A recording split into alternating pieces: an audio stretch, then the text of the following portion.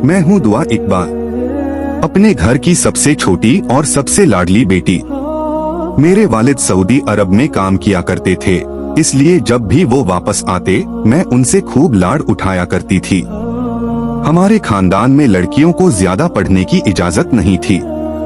मेरी बहनों की भी कम उम्री में शादियां कर दी गई थीं, लेकिन मैंने जिद करके स्कूल जारी रखने की ख्वाहिश जाहिर की, जिस पर खानदान के हर फर्द को एतराज था। मगर मैंने अब्बू से मिन्नत समाजत करके अपनी बात मनवा ही ली थी। मैं स्कूल बाकायदा से जाने लगी और दिल लगाकर पढ़ाई करने लगी, जिससे मेरे अम्मी अब्बू को भी मुझ पर फख्र होने लगा। मैं खानदान की पहली लड़की थी जो प्राइमरी के बाद भी तालीम हासिल कर रही थी। मैं अपने इम्तिहानात से फारिग हुई तो मेरे कजन मुझे अपने घर ले गए और मैं उनके साथ चल दी। वहाँ मैंने तकरीबन 2 हफ्ते गुजारे। वो मेरी अब तक की जिंदगी के सबसे खूबसूरत लम्हे थे। वहीं मेरी मुलाकात अर्श से हुई। वो मेरी कजन का कजन था और रिश्ते में मेरा भी कजन ही लगता था। वो वहाँ कुछ दिनों के लिए आया हुआ था। हम सब ने मिलकर खूब खेला और खूब एंजॉय किया। मैं वापस आ तो गई, मगर मेरा दिल अब भी वहीं कहीं रह गया था। कुछ साल गुजर गए और मैं बोर्ड के इम्तिहानात से फारिग हुई। एक बार फिर मैं उसी कजन के घर रहने चली गई। इत्तेफाक से अर्श भी आया हुआ था और उस दिन हमारी दोस्ती और गहरी हो गई। मैं उससे हर मौजू पर बात करती और दिल खोलकर उन लम्हों को जीने लगी थी। दुआ, तुम्हारे पास फोन है? अर्श ने जाते हुए पूछा। हाँ, अम्मी के पास है। क्यों? और तुम्हें मैसेज आते हैं? अर्श खुशी से चहक कर बोला। हाँ आते हैं। मैं उसकी बात को समझ न पाई थी। तो ठीक है, ये मेरा नंबर है, हम मैसेज और कॉल पर भी बात किया करेंगे। और मैंने उसका नंबर ले लिया। वहीं से मेरी और अर्श की कहानी शुरू हुई। हम रोज बात करने लगे। शुरू में हम चंद घंटे बात करते थे, मगर फिर पूरा दिन बात होने लगी और हमारी मोहब्बत वक्त के साथ साथ गहरी होती चली गई। मैंने सबके एतराजात के बावजूद कॉलेज के बाद यूनिवर्सिटी में दाखिला ले लिया। मैं अपनी तालीम जारी रखना चाहती थी और उसमें अम्मी अब्बू ने मेरा साथ दिया। उन दिनों भी मेरी बात अर्श से हुआ करती थी। अर्श ने भी मेरे कहने पर मेरी ही यूनिवर्सिटी में दाखिला लिया था, लेकिन हमारे शोबे अलग होने की वजह से हमारी मुलाकात बहुत कम होती थी। हमारे खानदान में रिश्ते जल्दी तय कर दिए जाते थे। अब खानदान वालों की नजर में मैं बड़ी हो चुकी थी, इसलिए रिश्ते आना शुरू हो गए थे। मेरी फुफ्फो मुझे शुरू से ही बहुत पसंद करती थीं और हमेशा मुझे अपनी बेटी कहा करती थीं। और यही हुआ, वो मेरे लिए रिश्ता लेकर हमारे घर आ गईं। मैं उस दिन बहुत परेशान हुई, क्योंकि वो रिश्ता हर लिहाज से बेहतरीन समझा जा रहा था। समीर शक्लो सूरत में खूबसूरत और काबिलियत में भी अच्छा लड़का था, लेकिन मैं उससे शादी नहीं करना चाहती थी। मैं आपको कितनी बार मना कर चुकी हूँ कि बार बार मेरे अम्मी अब्बू के पीछे मत पड़े, मेरे लिए मजीद मसला न बनाएं। मैं कभी भी आपसे शादी के लिए तैयार नहीं होंगी। तुम्हारा मसला आखिर है क्या? ये मेरी समझ से बालातर है। मैं अच्छा काम करता हूँ, शक्ल और सूरत भी मुनासिब है, तो आखिर अर्श में ऐसी कौन सी बात है जो मुझ में नहीं? तुम हमेशा मुझसे नफरत क्यों करती हो? बात बस इतनी सी है कि वो मुझे पसंद है और उसके आगे न मैंने कुछ देखा है न देखना चाहती हूँ। ये तुम्हारा बचपना है। जब तुम्हें जिंदगी की हकीकतों का पता चलेगा, तब तुम अपने फैसले पर जरूर अफसोस करोगी। तो अफसोस मैं करूंगी ना, इससे आपको कोई फर्क नहीं पड़ना चाहिए। बेहतर है अपनी अम्मी से कह दें कि रिश्ता न लाए, वरना मैं खुद इनकार कर दूंगी। मैं नहीं चाहती कि मामला मजीद खराब हो। मैं वहाँ से जा चुकी थी, मगर वो वहीं खड़ा अफसोस से मुझे जाता देख रहा था। तुम पागल तो नहीं हो गई जो अर्श के लिए समीर को ठुकरा रही हो? आज अम्मी गुस्से से मुझे डांट रही थीं। वो चाहती थीं कि मैं अपने लिए एक अच्छा लड़का चुनूं और अपने मुस्तकबिल के बारे में सोचूं। अम्मी, मुझे पता है कि मैं क्या कर रही हूँ। आप मुझ पर भरोसा रखें और मेरे लिए अच्छा सोचें। अर्श एक आवारा लड़का है, वो तुम्हें क्या किसी को भी खुश नहीं रख सकता। लेकिन तुम हो कि उसकी तारीफें किए जा रही हो। आज अम्मी भी बहुत नाराज हो गई। अम्मी, मैं आज ही उससे बात करती हूँ कि वो अपने अम्मी अब्बू को भेजे ताकि अब्बू से बात हो सके और फुफ्फो का बार बार आना बंद हो जाए। मैं अपने इरादे में पक्की थी, फैसला कर चुकी थी और अब जल्द अज जल्द आगे का रास्ता तय करना चाहती थी। अर्श, कल से कॉल कर रही हूँ, पिक क्यों नहीं कर रहे थे? बार बार कोशिश के बाद आज उसने आखिरकार मेरी कॉल उठा ली थी।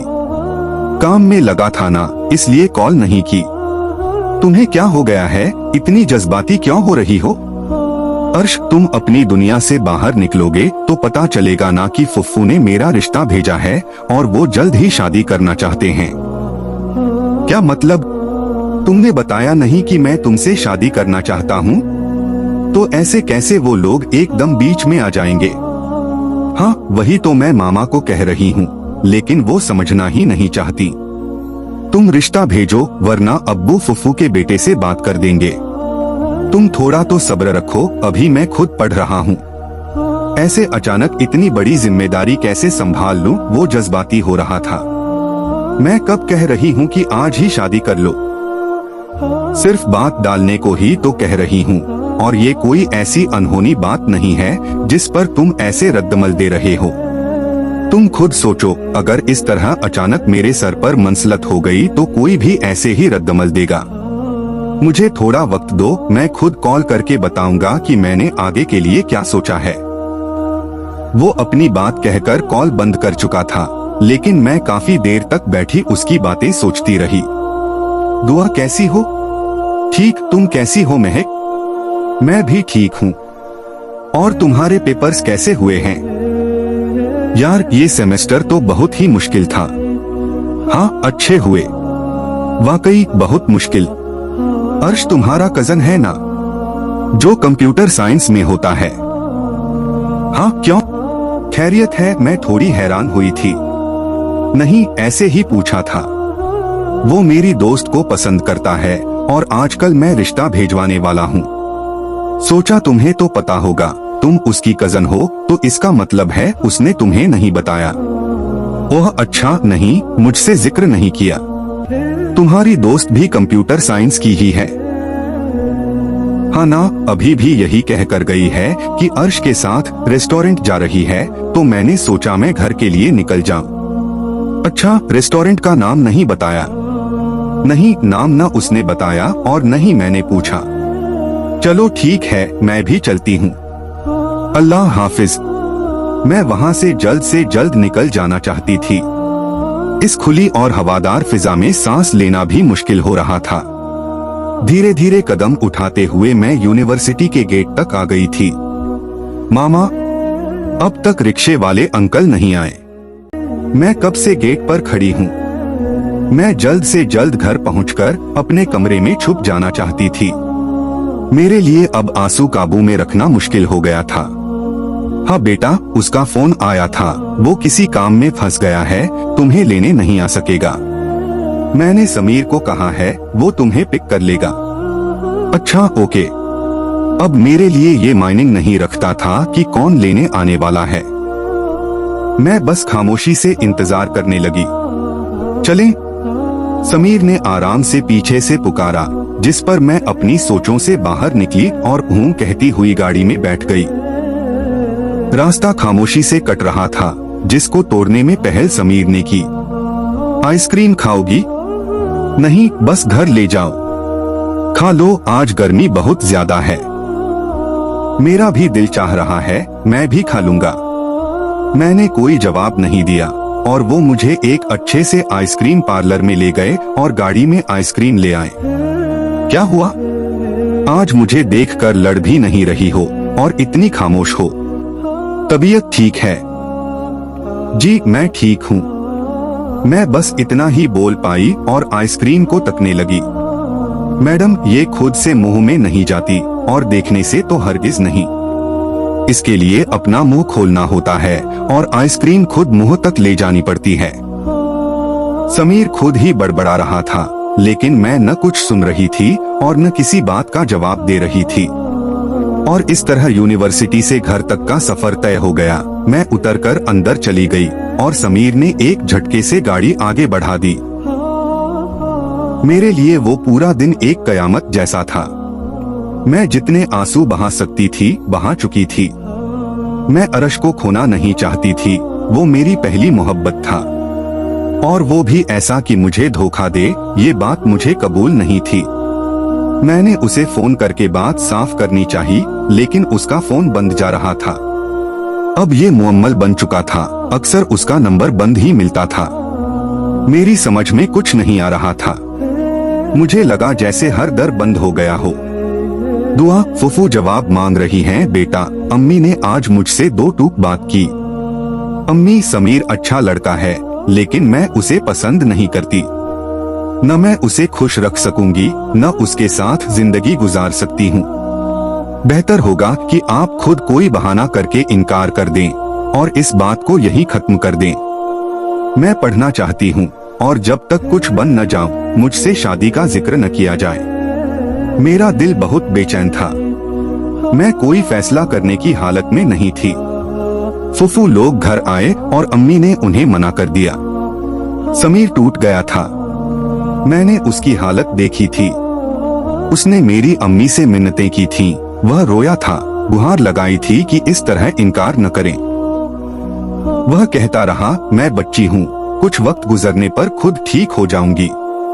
वह अपनी मोहब्बत से मुझे जीत लेगा। जब एक मर्द रोता है न, तो उसे देखना बहुत मुश्किल होता है। उसकी आंखों में झांकने की हिम्मत नहीं होती। उसके आंसुओं की जिम्मेदारी मेरे सिर थी। वह मुझसे मोहब्बत की भीख मांग रहा था। मैं अर्श के किए का बदला उससे ले रही थी, और पत्थर दिल बनकर बस उसे रोते देखती रही। वह लोग चले गए। समीर हार गया था, लेकिन जीती में भी नहीं थी। मैंने सारी बात हमाद को बताई थी। वह समीर का छोटा भाई और अर्श का दोस्त था। वह मेरे रोने से बहुत उदास हुआ और उसने मुझे अर्श का नया नंबर दे दिया। अर्श, तुम मुझे इस तरह नजरअंदाज नहीं कर सकते। मैंने अर्श के नए नंबर पर कॉल की और उससे जवाब मांगने का फैसला किया था। मैं कहाँ नजरअंदाज कर रहा हूँ यार, मेरा मोबाइल चोरी हो गया था और कल ही नया नंबर लिया है। तुम क्यों उल्टी सीधी बातें सोचती रहती हो हर वक्त? और वो लड़की कौन है जिसके घर तुम रिश्ता भेजने वाले हो? पठान लड़की? और तुम्हें किसने कह दिया? दुआ, हर किसी की बातों में न आया करो। कल को कोई कुछ भी कहेगा और तुम मान लोगी।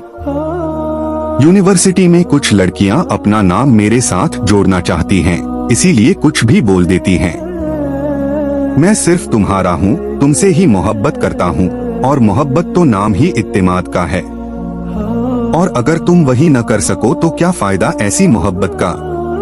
वह अपनी सफाई दे रहा था और मैं सब कुछ भुलाकर उसकी बातों में आ गई। मैं जानती थी वह मुझसे मोहब्बत करता है। मैं ही पागल थी जो महक की बातों में आ गई। अर्श तो था ही इतना खूबसूरत कि कोई भी लड़की उस पर आसानी से फिदा हो सकती थी। आज रात मुझे सुकून मिला, मेरा दिल हल्का हुआ और मैं परेशान नींद सो सकी। दुआ, मेरी बात सुनोगी?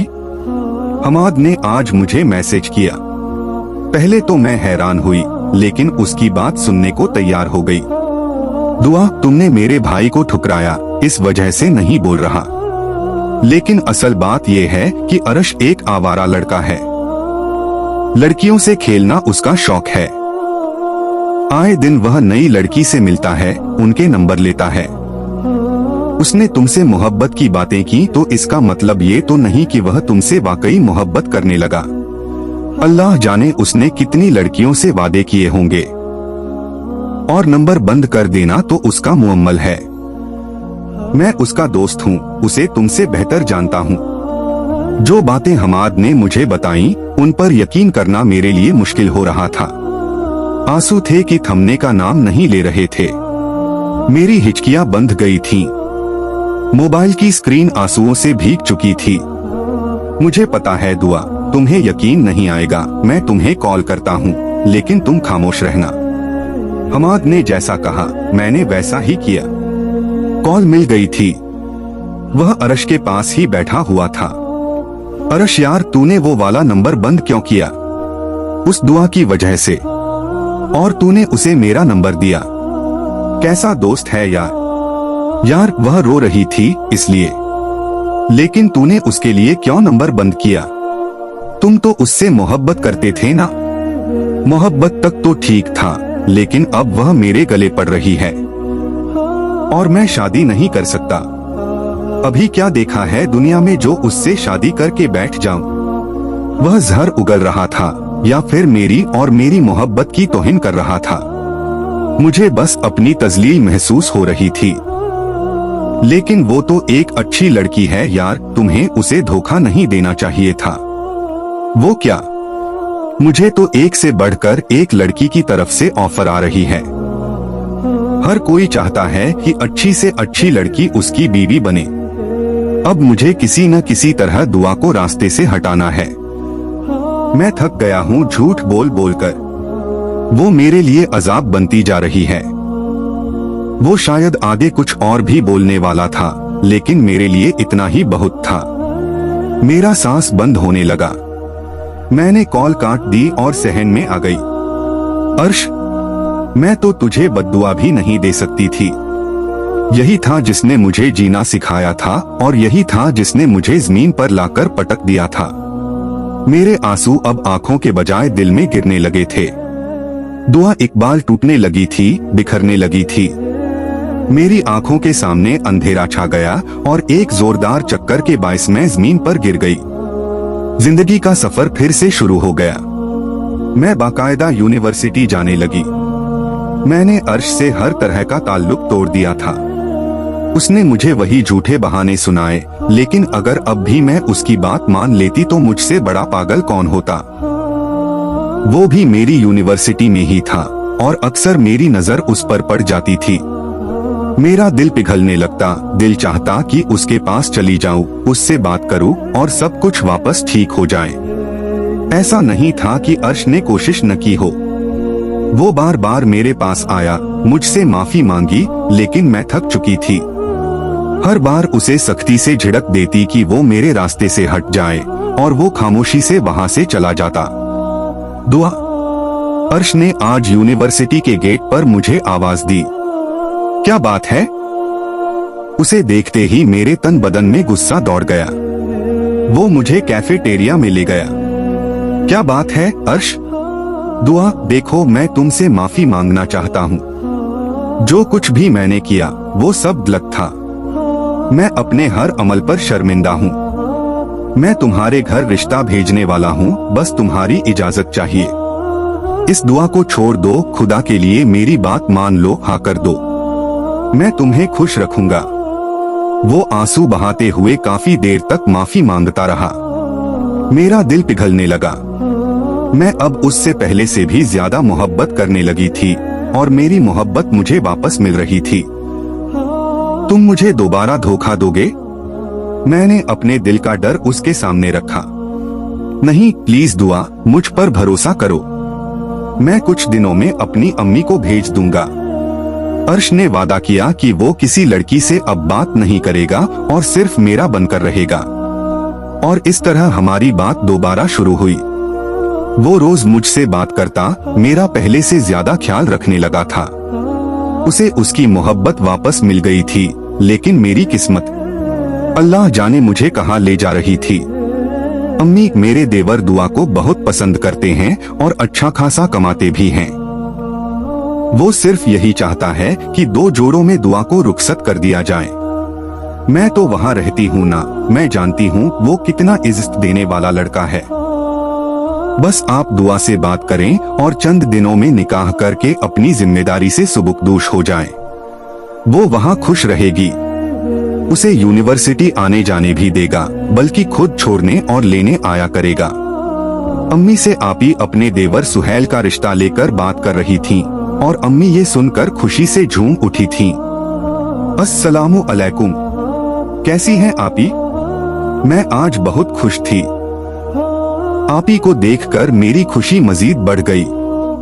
वालेकुम अस्सलाम, मैं ठीक हूँ। बैठो, तुमसे बात करनी है। मुझे बिठाकर आपी और अम्मी ने सुहेल के रिश्ते की बात की। मैंने हमेशा की तरह इनकार कर दिया। लेकिन अब ये सब इतना आसान न था। अम्मी और आपी ने मुझ पर बहुत दबाव डाला। अर्श का नाम सुनकर अम्मी ने मुझ पर थप्पड़ों की बारिश कर दी।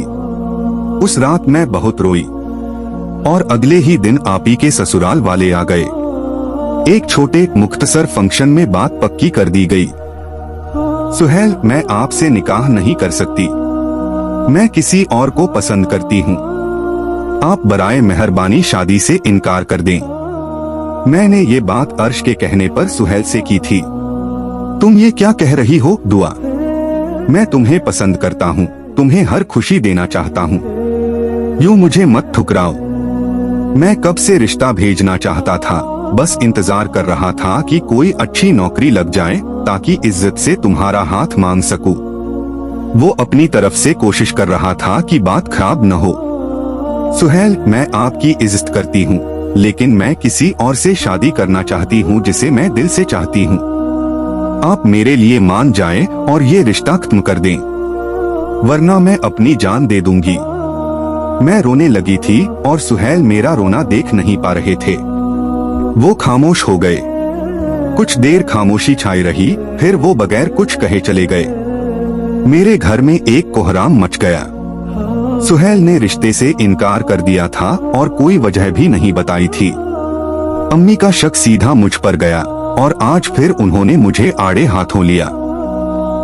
बाहर अब्बू भी परेशान थे कि बार बार रिश्ते क्यों टूट रहे हैं, लेकिन वो इस हकीकत से बेखबर थे कि इन सब के पीछे मैं हूँ जो खुद किसी रिश्ते को होने नहीं दे रही थी।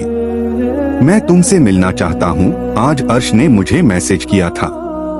क्यों और कहाँ? मैं हैरान रह गई। बाहर कहीं भी मैं तुम्हें पिक कर लूंगा। अर्श, मैं ऐसे कैसे आऊं? अम्मी कभी इजाजत नहीं देंगी। मैं परेशान हो गई थी। तुम्हें किसने कहा है कि बताकर आओ? बस किसी दोस्त का कहकर आ जाओ। दुआ, मुझे तुमसे बहुत जरूरी बात करनी है और वो सिर्फ मिलकर ही हो सकती है। अच्छा, तुम जगह बता दो, मैं कोशिश करती हूँ। मैंने हामी भर ली और सोचने लगी कि अम्मी से क्या बहाना करूं। मैंने अम्मी से कह दिया कि मैं समरीन के घर जा रही हूं, एक प्रोजेक्ट पर काम करना है। उन्होंने इजाजत दे दी। मैं करीबी रेस्टोरेंट चली गई जहां उसने बुलाया था। हमने वहां खाना खाया और कुछ बातें की, मगर वो अब तक असल बात पर नहीं आया था। सब्र करो, कोई ऐसी वैसी बात नहीं, बस दिल चाह रहा था तुमसे मिलने का। हम काफी देर बाइक पर घूमते रहे। अर्श, काफी देर हो गई है और हम काफी दूर भी आ गए हैं। अम्मी इंतजार कर रही होंगी। तुम मुझे घर के करीब कहीं छोड़ दो। अब मुझे अम्मी की डांट से डर लग रहा था। मुझे घर से निकले 2 घंटे हो चुके थे। हाँ, बस छोड़ देता हूँ। यहाँ मेरा एक दोस्त रहता है, मुझे उससे एक काम है, वो कर लूं, फिर तुम्हें घर के पास छोड़ दूंगा। फिक्र न करो। वो मुझे एक अजीब से इलाके में ले गया। वो गली बहुत खौफनाक थी। वहाँ न कोई बंदा था, न बंदे की आवाज। मुझे डर लगने लगा। मैं बार बार अर्श से कहने लगी, यहाँ से चलें, मुझे डर लग रहा है। मगर वो 2 मिनट करता रहा। इतने में उसका दोस्त भी आ गया। वो नया लड़का था। न मैंने उसका नाम सुना था, न कभी देखा था। मैं साइड में खड़ी हो गई। वो दोनों आपस में बातें करने लगे। कैसी है भाभी? अर्श का वो दोस्त अब मुझसे मुखातिब हुआ। मैं ठीक हूँ, मैं घबरा गई थी क्योंकि वो मेरे करीब आ रहा था।